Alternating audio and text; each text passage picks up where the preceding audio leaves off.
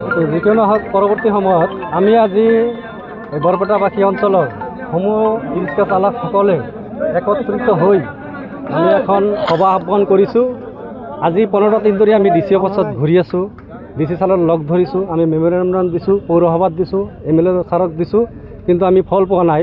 যাৰ কাৰণে আমি আজি এই বৰপেটা অঞ্চলৰ ই ৰিক্সা চালকসকলে একত্ৰিত হৈছোঁ। আজিৰ এই সভাখনত আমি এটা সিদ্ধান্ত লৈছোঁ যে অহাকালি সোমবাৰৰ পৰা আমি অনিৰ্দিষ্ট কাললৈ আমি ই ৰিক্সা চলাচল কৰা আমি বন্ধ ৰাখিম।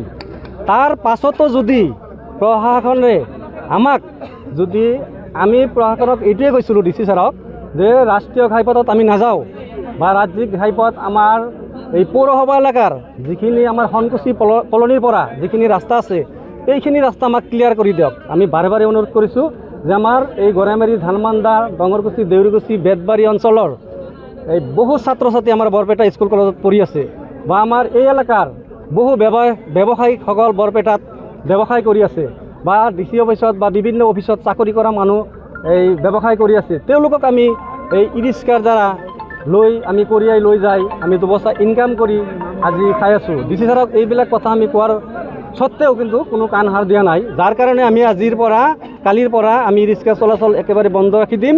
তাৰ পাছত যদিও খুলি নিদিয়ে আমি এই বৰপেটা জিলা একত্ৰিত হৈ সমূহ ই ৰিক্সা চালকসকলে গণতান্ত্ৰিকভাৱে আমি আন্দোলন কৰিবলৈ বাধ্য হ'ম আৰু আমাৰ ডিচি অফিচ ঘেৰাও কাৰ্যসূচী কৰিবলৈ আমি বাধ্য হ'ম। আমি বৰপেটা জিলাৰ যিমান ই ৰিক্সা আছোঁ সকলো ই ৰিক্সা আমি ডিচি ছাৰক বুজাই দিম যে আপোনালোকে আমাৰ ই ৰিক্সাখন লৈ যাওক আৰু আমাক কৰ্মসংস্থান দিয়ক, যে আমি কেনেকৈ আমাৰ পৰিয়াললৈ আমি পোহপাল দি চলিব পাৰিম। তাৰ বাবে আমি ডিচি ছাৰক অনুৰোধ কৰিম। আৰু মোৰ নাম জব্দুল আলী, মই উত্তৰ বৰপেটা ই ৰিক্সা চালক সন্থাৰ সাধাৰণ সম্পাদক। পিলপিলি চালকসকলে আজি নিজৰ সন্তান আৰু নিজৰ পৰিয়াল পোহপাল দিয়াত অসুবিধা হৈছে। বিগত 15 দিন ধৰি তেওঁলোকে কোনোবাই দুবেলা দুমুঠি খাদ্য যোগাৰ কৰিব পাৰিছে, কোনোবাই পোৱা নাই। এই যে অৰাজক পৰিৱেশ হৈছে, এক বিভীষিকাময় পৰিৱেশ পিলপিলি চালকসকলৰ ওপৰত পৰিস্থিতিৰ এটা সৃষ্টি হৈছে। অতি আচৰিত হৈছোঁ, বিগত 15 দিন ধৰি এই দুখীয়া দৰিদ্ৰ ই ৰিক্সা চালকসকলে বাৰম্বাৰ আহ্বান জনাই আছে, ডিচি অফিচত গৈছে, বিভিন্ন বিধায়কৰ লগত লগ ধৰিছে, তেওঁলোকৰ দাবীসমূহ জনাইছে। তৎসত্ত্বেও অতি ৰহস্যজনকভাৱে এই চালকসকলৰ কাৰণে ৰাজ্যিক আৰু ৰাষ্ট্ৰীয় পথসমূহ মুকলি কৰি দিয়া নাই। মই প্ৰশ্ন কৰিব বিচাৰিছোঁ অসম চৰকাৰ, জিলা প্ৰশাসনক, আচলতে ৰাস্তাসমূহ অকল ধনী মানুহৰ কাৰণেই নিৰ্মাণ কৰা হৈছে নেকি? এই ৰাস্তাসমূহ চৰকাৰে যে ঘাইপথ আৰু ৰাষ্ট্ৰীয় ঘাইপথ নিৰ্মাণ কৰিছে এইটো অকল ধনী মানুহৰ কাৰণে নেকি? চৰকাৰলৈ প্ৰশ্ন, জিলা উপায়ুক্তলৈ প্ৰশ্ন। দুখীয়াসকল কি এই ৰাস্তাত চলাচল কৰিব নোৱাৰিব নেকি? আজি ই ৰিক্সা চলাচল বন্ধ হোৱাৰ পিছৰ পৰাই বহু ছাত্ৰ ছাত্ৰী তেওঁলোকে স্কুল যাব পৰা নাই। বৰপেটাৰ ঐতিহ্যমণ্ডিত বিভিন্ন শিক্ষা অনুষ্ঠানত আমাৰ এই বৰপেটা টাউনৰ দাঁতিকাষৰীয়া অঞ্চলৰ পৰা ছাত্ৰ ছাত্ৰীসকল আহিব পৰা নাই। শিক্ষাৰ ওপৰত এক ব্যাপক প্ৰভাৱ পৰিলক্ষিত হৈছে। আজি অভিভাৱকসকল চিন্তিত হৈ পৰিব লগা হৈছে। তেওঁলোকৰ ছাত্ৰ ছাত্ৰীক কেনেকৈ লৈ যাব? কোনোবাৰ বাইক নাই, দৰিদ্ৰ বহু মানুহ আছে বাইক এখন নাই। তেওঁলোকৰ চলাচলৰ অন্যতম পৰিবহণ ব্যৱস্থাটোৱে হৈছে ই ৰিক্সা, আৰু যেতিয়াৰ পৰা ই ৰিক্সা বন্ধ হৈ গৈছে তেতিয়াৰ পৰা তেওঁলোক ছাত্ৰ ছাত্ৰী স্কুলত যাব পৰা নাই।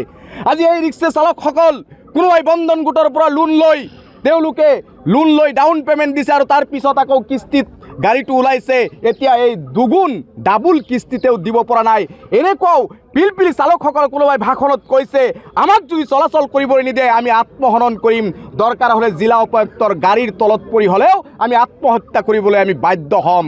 কাৰণ মই জিলা উপায়ুক্তই কৈছোঁ, একমাত্ৰ আপোনাৰ সিদ্ধান্তৰ কাৰণে যদি কোনোবা ই ৰিক্সা চালক আত্মহননৰ দৰে পথ বাছি ল'ব লগা হয় তেনেহ'লে কিন্তু আমিও আপোনাক বৰপেটা জিলাবাসী ৰাইজে শুদাই নেৰোঁ। প্ৰয়োজন হ'লে আপোনাৰ বিৰুদ্ধে আইনী যুঁজ দি হ'লেও আপোনাৰ এই কঠোৰ যি সিদ্ধান্ত লৈছে সিদ্ধান্ত যদি শিথিল নকৰে আৰু আপোনাৰ কাৰণে কোনোবা দুখীয়া দৰিদ্ৰ ই ৰিক্সা চালক যদি মৃত্যুবৰণ কৰিব লগা হয় তেনেহ'লে আপোনাক শুদাই নেৰা হ'ব বুলি এটা ঘোষণা কৰিছোঁ আজিৰ দিনত। গতিকে আকৌ অনুৰোধ কৰিছোঁ, বৰপেটা সদৰ সমষ্টিৰ বিধায়ক ডাঙৰীয়া, আপোনাক বহু ভোটত জিকাইছে, আপোনাৰ ওপৰত পিলপিলি চালকসকলৰ যথেষ্ট আস্থা আছে। আপোনাক মই কাবৌ কৰিছোঁ, অনুৰোধ কৰিছোঁ যে বৰপেটাৰ সদৰ সমষ্টিৰ বিধায়ক ডাঙৰীয়া অতি শীঘ্ৰে আপুনি জিলা উপায়ুক্তৰ লগত আলোচনা কৰি এই দৰিদ্ৰ জনগণৰ পেটত যি লাট মৰা হৈছে সেইটো বন্ধ কৰক আৰু আপুনি আপোনাৰ নেতৃত্বত আকৌ এই বৰপেটা জিলাখনত বা বৰপেটা চহৰখনত ই ৰিক্সা চলাচল কৰাৰ কাৰণে এক সুব্যৱস্থা গ্ৰহণ কৰাৰ কাৰণে মই দাবী উত্থাপন কৰিছোঁ। এটা কিন্তু সুপ্ৰিম কোৰ্টৰ নিৰ্দেশ আছে যে ৰাষ্ট্ৰীয় ঘাইপথ বা ৰাজ্যিক ঘাইপথত বেটাৰী চালিত ৰিক্সাবোৰ চলিব নোৱাৰে বুলি সুপ্ৰিম কোৰ্টৰো কিন্তু নিৰ্দেশ আছে। চাওক, সুপ্ৰিম কোৰ্টৰ নিৰ্দেশ আছে, আকৌ সুপ্ৰিম কোৰ্টৰ এটা কথা নিৰ্দেশিত চৰকাৰৰ এটা আপোনালোকে জানে ছাৰ্ভিচ ৰুট বনাব লাগিব। ইয়াত ব্যৰ্থতা কাৰ? চৰকাৰৰ ব্যৰ্থতা, প্ৰশাসনৰ ব্যৰ্থতা।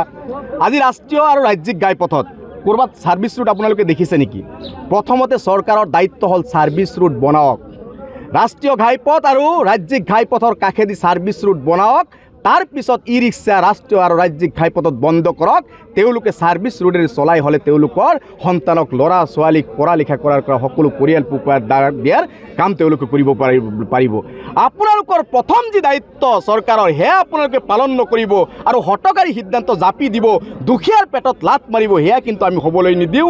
এতিয়া ই ৰিক্সা চালক সন্থা, মালিক সন্থা, স্কুলীয়া ছাত্ৰ ছাত্ৰীৰ অভিভাৱকসকল জাগ্ৰত হৈছে।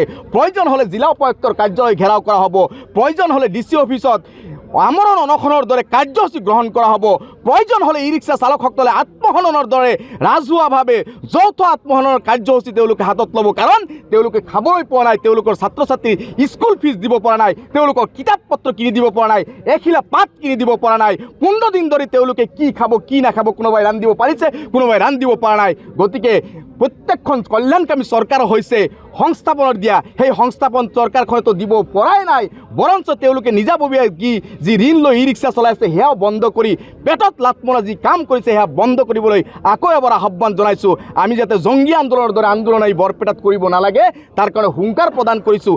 আকৌ মই অনুৰোধ কৰিছোঁ বৰপেটা জিলা উপায়ুক্তক, মই কাবৌ কৰিছোঁ দৰিদ্ৰ জনগণৰ মুখৰ ফালে আপুনি চাওক।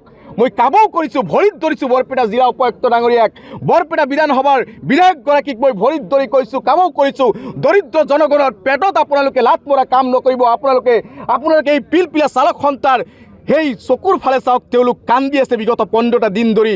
সন্তানে যেতিয়া তেওঁলোকৰ দেউতাকক প্ৰশ্ন কৰে আজি মই মাছ খাম, কিন্তু সেই মাছ এটুকুৰা কিনি দিবৰ কোনো এজন ই ৰিক্সা চালকসকলৰ ক্ষমতা হোৱা নাই, কাৰণ তেওঁলোকৰ সম্পূৰ্ণৰূপে ইনকামৰ যি জৰিয়া সেয়া বন্ধ হৈ পৰিছে।